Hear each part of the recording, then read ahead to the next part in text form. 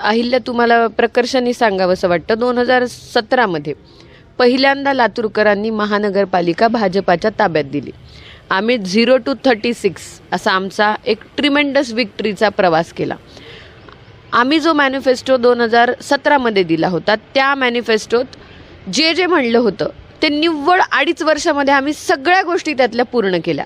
म्हणजे 100% promise fulfil करायचं काम भारतीय जनता पक्षाने केलं. त्याच्यानंतरची राजकीय खेळी तुम्हाला माहिती आहे. 2.5 वर्ष काँग्रेसची सत्ता होती. त्या काळामध्ये काहीही काम काँग्रेसनी केलं नाही. म्हणजे काँग्रेसनी काम सांगावं त्यांनी काय केलं. त्यांच्याकडे विकासाचा कुठलाही अजेंडा या 2.5 वर्षात नव्हता. त्याच्यानंतरच्या कार्यकाळापासून आज 2026मध्ये आपण थांबलो आहे. काँग्रेसनी या ठिकाणी विकासाचा आणि काँग्रेसचा काहीही संबंध राहिला नाही. निव्वळ जनतेची दिशाभूल करणे, जनतेला भावनिक करण्याचा प्रयत्न करणे, याच्या व्यतिरिक्त त्यांचा अजेंडा कुठलाही नाही.